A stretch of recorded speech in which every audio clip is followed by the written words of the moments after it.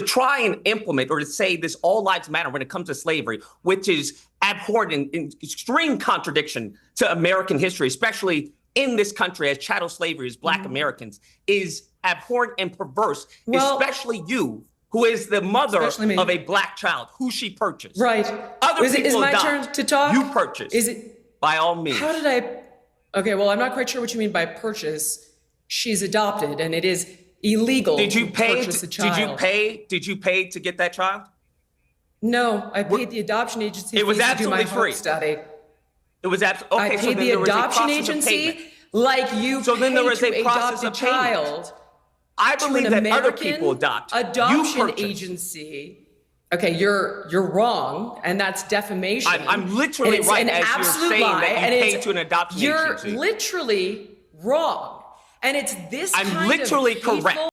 What is going on, everybody? Welcome back to the channel. So this one right here is something else. Lucas Beyn went on Piers Morgan Uncensored and absolutely refused to back down against an entire panel that included Jillian Michaels and eventually Riley Gaines. Piers tried to corner him over his social media post, and what started as a confrontation turned into Lucas pulling out receipts on hypocrisy that left the panel scrambling. Trust me, you are going to want to stay for the full thing because the back half of this gets intense. Drop a comment and let me know what part of the world you are tuning in from. I always love seeing where you all are watching. All right, let us get right into it.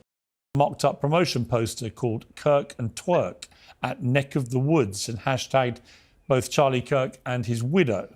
And the third was an image of a sunrise titled God Works in Mysterious Ways with the hashtag Charlie Kirk killing and praying hands as an emoji. And you're laughing as I show these. Why do you find this funny? Well, let me just say that I actually am a big advocate for dark humor. And I happen to have gotten a bit of a taste of that over the last, I don't know, maybe decade or so when it came to the right and their memes of George Floyd, happy birthday being sober for 5 years. When they came to their memes of Breonna Taylor, when it came to their memes of Trayvon Martin, the Trayvon challenge, right? When it came to their memes of Tamir Rice. So I don't know what the issue is. I think I'm engaging in the freedom of speech that the right has been advocating for these last 10 years and mocking and making light of Black death, something that Charlie Kirk himself did time and time again. As a matter of fact, I would argue that if Charlie Kirk, instead of focusing his time on Black culture and Black on Black crime, if he had spent a modicum of his time focusing on the white youth, that perhaps he would still be with us today. Are you pleased he's dead? No, absolutely not. So how did you feel about his murder? I don't think. How did you feel about his murder? How do I feel about his murder? Yeah. Well, I think a quote by a great author sums up the sentiment of millions of Americans around the world, and that is, some cause happiness wherever they go, others when they go. And I think that's a sentiment that is palpable amongst many Americans around the world due to the hate and vitriol and bile that Charlie Kirk sowed. So I think there was a pastor just to be clear, unless I misheard you, then you are happy he died. No, I don't think as far as happiness is an emotion that you literally just read me a quote which implies you're happy. You talked about some people's death bring happiness. The purpose of the quote was to say that there are some people who have caused harm and death and turmoil to other groups of people, such as Charlie Kirk, whether it's Black people, whether it's, trans people. No, I heard the quote. The list just to be goes on. clear, you said that the quote ends in that their death brings happiness, but you've denied that you were happy. But when you tell me a quote I don't disagree. When you tell me a quote like that, I presume from that quote you're implying that actually you are happy he died because he deserved it. He had it coming. No, not at all. I don't think those are ever words that I've ever mentioned verbatim ever. I think there is a sentiment that when someone who lives their life in evil and wickedness, according to the scripture, the power of life and death is in your tongue. And the hate and the vile and the venom that he spewed, I don't know what to tell you. As the scripture says, as he professed, you live by the sword, you die by the sword. I think his focus should have been on a community that, clearly is in problem. That I find it interesting that there's more scrutiny on people who may make memes that they've done of George Floyd and other Black victims than on the white male youth that did this this tragedy, as some would call it. Why would you be offended about the memes to people like George Floyd, which I found contemptible at the time, if they're the same ones that you're talking about? Why would you profess to be offended by those if you're quite happy to do the same kind of thing yourself? This is the part that nobody wants to talk about, because Lucas came on here and did something that most people on the left would never have the guts to do on mainstream television. He sat there, looked Piers Morgan in the face, and laid out the receipt. And I am not talking about vague accusations. He named names. He brought up the George Floyd memes, the ones joking about sobriety. He brought up the Breonna Taylor memes, the Trayvon Martin challenge, the Tamir Rice memes. And you have to understand, these were not fringe internet trolls doing this. These were people with platforms, people with audiences, people who were celebrated for it under the banner of free speech and dark humor, and nobody on the right batted an eye. Nobody called press conferences. Nobody clutched their pearls. It was all joke. It was all comedy. It was all protected speech. But now, when that same energy gets directed back at them, suddenly it is offensive. Suddenly it is too far. Suddenly we need to have a conversation about decency. You see the pattern here? And here is what people are not realizing about what Lucas said next. He made a point that Piers could not answer. He said if Charlie Kirk had spent even a fraction of his time addressing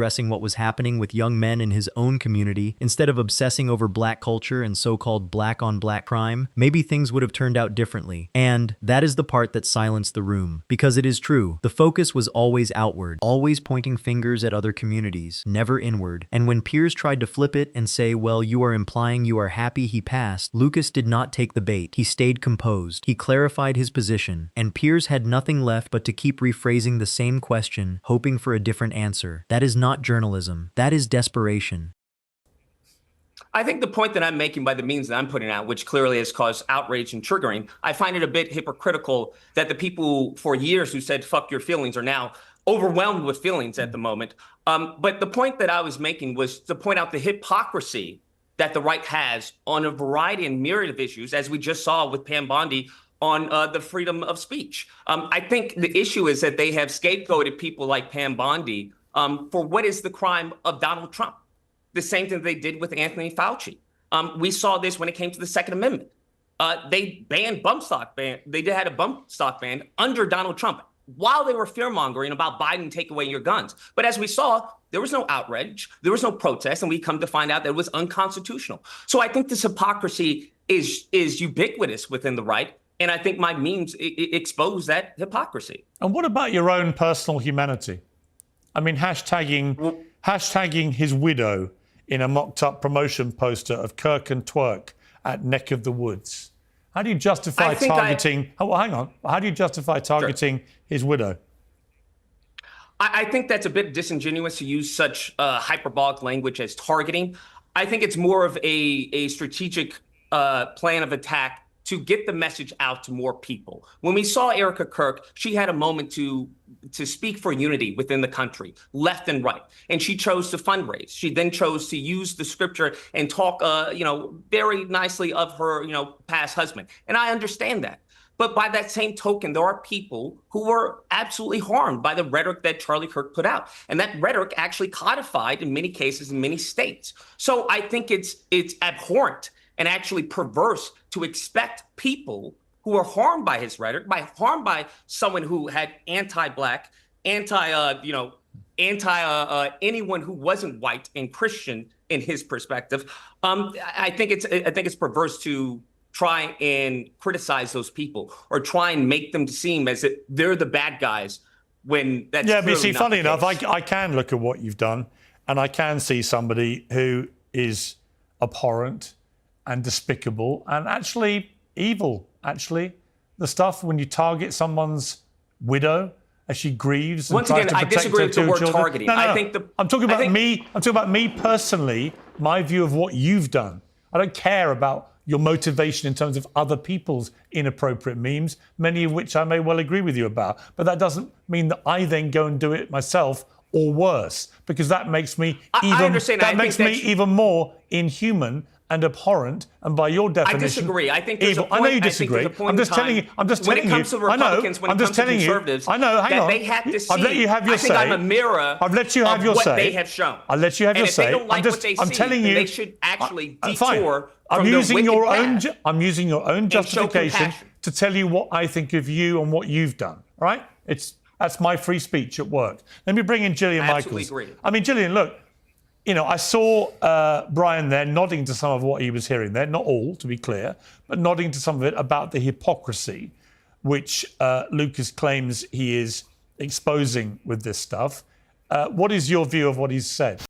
Oh, this is where it gets good. Because Lucas dropped one of the most devastating lines I have heard on this show. He said the people who spent years telling everyone else to toughen up, the people whose whole identity was built around not caring about feelings, those same people are now drowning in their feelings. And he is right. Think about it. For an entire decade, one side of the political spectrum made it their brand to mock sensitivity. They sold merchandise about it. They built entire media empires around the idea that emotions are weakness. But the second that energy comes back in their direction, they cannot handle it. And that is not just irony. That is a complete exposure of what the philosophy always was. It was never about being tough. It was about having the power to mock without consequence. The moment consequences showed up, the whole framework collapsed. And then Lucas went further. He brought up the bump stock situation. He pointed out that the very same people who were screaming about the Second Amendment being under attack stayed completely silent when restrictions actually happened under their own side. No protests, no outrage, nothing. And it turned out to be unconstitutional. So where was all that constitutional warrior energy? Where were the defenders of liberty? They were quiet because it was never about the principle. It was about the politics. And here is what I want you to understand about why this matters. In political science, there is a concept called selective outrage. It is when a group only expresses moral anger when it serves their political interest, not when it violates their stated values. And that is exactly what Lucas exposed in real time. He did not just talk about hypocrisy, he demonstrated it. He became the mirror. And when he said if they do not like what they see, they should detour, that was the cleanest way to summarize everything.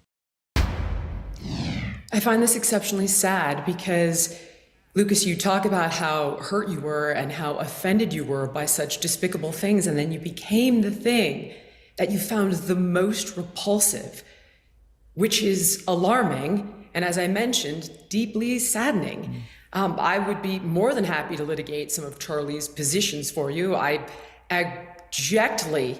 I don't think I need any litigation from a woman who tried to downplay slavery, who tried to all lives matter slavery after she purchased a black child. That's what I would argue. I don't think you need to as far as litigate anything. Would you like to discuss it? Okay. Because the reality of the situation is that what I gave you, whether you like it or not, is a fact from the 1860 census. And the point was not to downplay slavery. It is actually a bastardization of actual history. What you cited was inaccurate. You can actually look it up. I don't know if you did. I doubt you do your due diligence. You clearly did not, because in that study that you're citing, in the study that I'm discussing it right now, in the study that you're citing, it takes into account not only the slaves, it takes into account the northern states and the southern states. So to try and implement or to say this all lives matter when it comes to slavery, which is abhorrent and in extreme contradiction to American history, especially in this country as chattel slavery as Black Americans, is abhorrent and perverse, especially you, who is the mother of a Black child, who she purchased. Right. Other people is my adopt. turn to talk? You purchased. Is it? By all means. How did I? Okay, well, I'm not quite sure what you mean by purchase. She's adopted, and it is illegal to purchase a child. Did you pay to get that child? No, I paid the adoption agency. It was absolutely free. Study. It was absolutely okay. I paid the adoption agency like you. So then there was a process of child. I believe that other people adopt. Adoption agency. Okay, you're wrong, and that's defamation. I'm literally right as you're saying that you paid to an adoption agency. You're literally wrong, and it's this. I'm literally correct. You know what you are. You know what you are, Lucas. I think what's hateful is you downplaying Hang on, let me jump in here. That's what I think is hateful. Let me jump in here, Lucas. Let me jump in here, Lucas. That's seems literally to me, what you did. Seems to me, Lucas, you've decided to be just as offensive as you want to be. You're now attacking people who adopt children, which is one of the most selfless things that any human being could do, actually. This is literally what the right did to Dave Rubin, is it not? Fine, but what you're doing is just trying to be as offensive as possible whilst masquerading under this umbrella of, well, everybody else is offensive, so that's why I'm doing it, to expose all the hypocrisy. But Gillian is right. Gillian is right that actually you have descended. The way you've just gone after Gillian. You know what, Lucas? The only way we can unify people is for people to understand the harms that they've done. You have targeted Gillian for adopting a child. That is despicable. Let me bring in Riley Gaines. I targeted Jillian for adopting a Black child after she downplayed slavery. which Right. I think it's contradictory. You Actually, attacked her for adopting a I child. mean, let's not 14 years misconstrue ago. my words that I'm saying. Oh, I heard your words. Let me Yeah, bring in. I Let me did bring too, in. Lucas. Let me bring in Riley. You're Riley. misinterpreting Let me that. bring in Riley Gaines here. Sure, buddy. Riley, you've been waiting patiently. Great rebuttal, Jillian. Okay. Can you please let the others speak, please? Okay. I wasn't actually allowed to talk, Lucas, but I'm more than happy actually to have you on my podcast. That's because anything that comes out of your mouth is vapid. We can discuss all of it. All right. Let me bring in Well, Riley. if you'd like to come on my podcast, I would be more than happy to give you a Okay, platform. that's a different I'm more than podcast willing- for a different more time. than willing to have discourse. Okay, just you know to what? honor Charlie Kirk. If you're to be willing for honest with you. discourse, let Riley Gaines speak. Riley, what Absolutely. is your view of what you've been hearing?